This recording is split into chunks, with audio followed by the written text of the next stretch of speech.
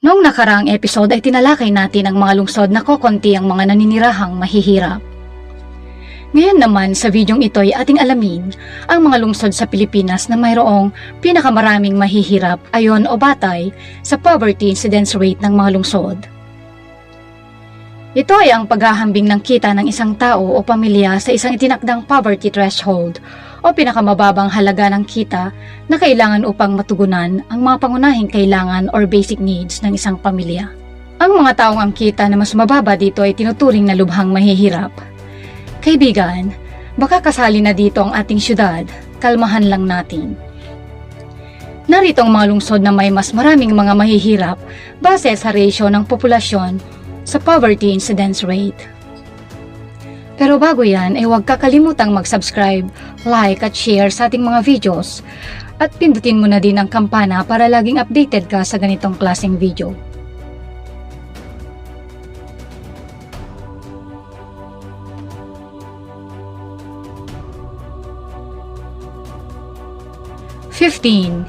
Himamaylan City. Ang Himamaylan ay isang coastal component city sa lalawigan ng Negros Occidental.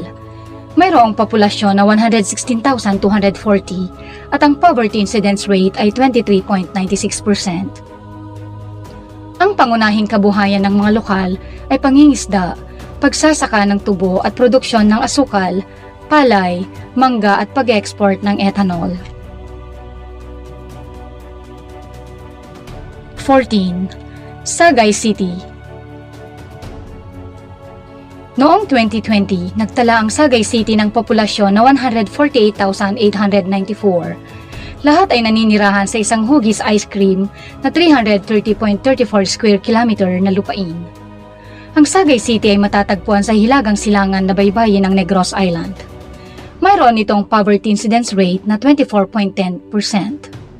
Ang Sagay Premium Muscovado ang pangunahing produktong pang-export.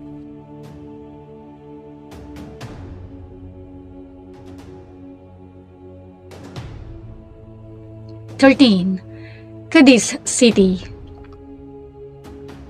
Ang Cadiz ay isang second-class component city sa lalawigan ng Negros Occidental. Mayroon itong populasyon na 158,544 katao. Ang lungsod ay 63 kilometro sa hilaga ng Bacolod at isang gateway at pangunahing sentro ng agro-fishery resources sa Negros Island. Mayroon itong poverty incidence rate na 24.85%.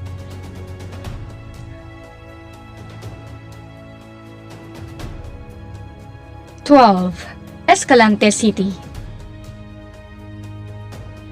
Ang isa pang lungsod na matatagpuan sa Negros Occidental, ang lungsod ay may lupain na 192.76 square kilometers na bumubuo sa 2.46% ng kabuuang lugar ng Negros Occidental.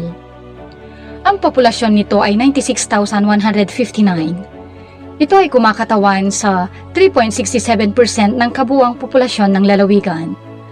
Mayroon din itong poverty incidence rate na 25.31%.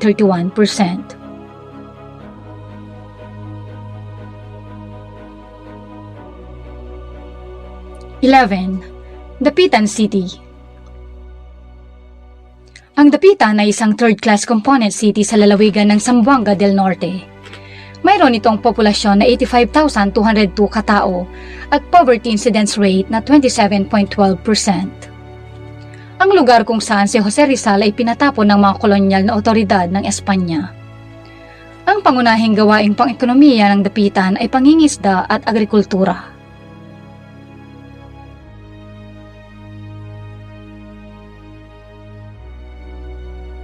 10. Tangub City.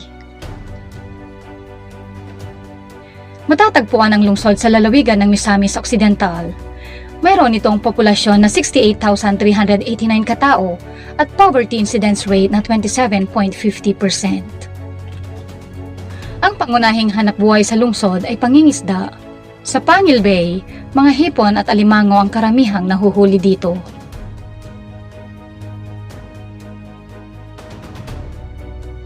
9. San Carlos City. Isang second-class component city sa lalawigan ng Negros Occidental, mayroong populasyon na 132,650 katao. Ang poverty incidence rate nito ay 28.05%. Ang kabuuang lawak ng lupain ng San Carlos City ay 451.50 square kilometers. Ang lungsod ay binubuo ng sloping to rolling lands.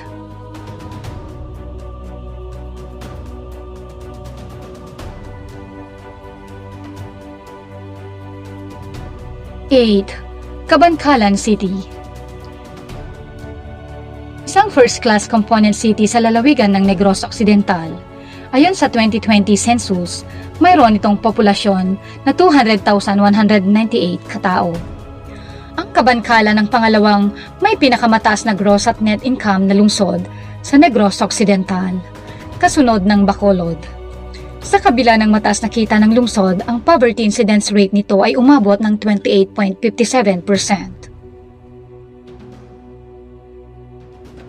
7. Bayawan City. Ang Bayawan ay isang second-class component na lungsod sa lalawigan ng Negros Oriental. Mayroon itong populasyon na 122,747 katao.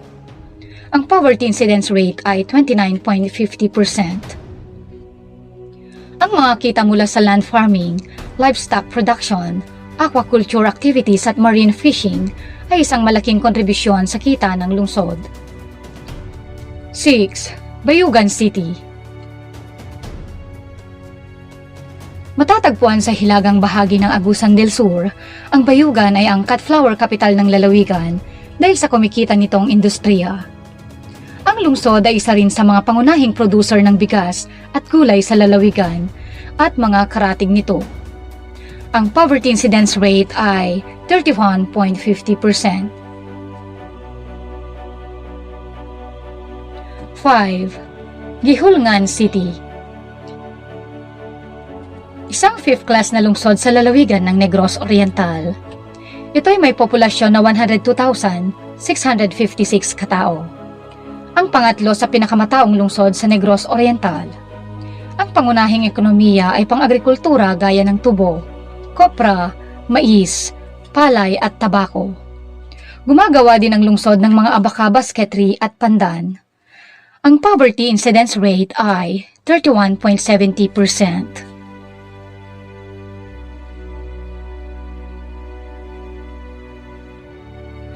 4. Canlaon City.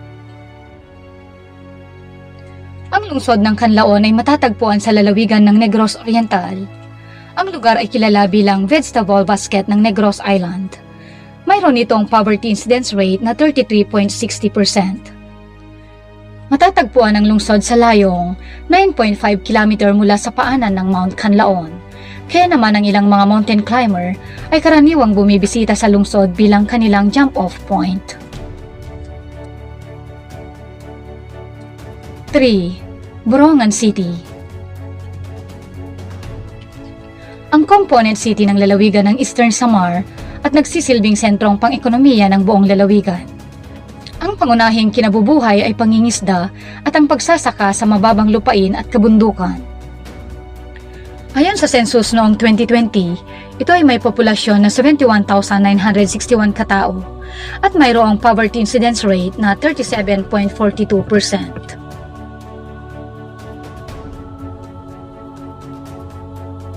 2. Lamitan City.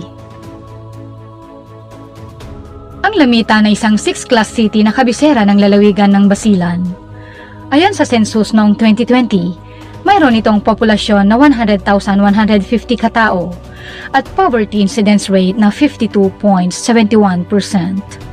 Ang mga pangunahing produktong pang-agrikultura nito ay ang kopra, goma, kape at mga prutas tulad ng lansones at saging. 1. Marawi City. Ang Marawi ay matatagpuan sa baybayin ng Lake Lanao. Ito ay tirahan ng mga Maranao. Tinawag na Summer Capital of the South dahil sa malamig na klima nito. Ang labanang tumagal ng 5 buwan noong 2017 sa pagitan ng gobyerno at kaanib ng Islamic State of Iraq ay lubos na nagpalugmok sa Marawi City. Mayroon itong poverty incidence rate na 63.18%.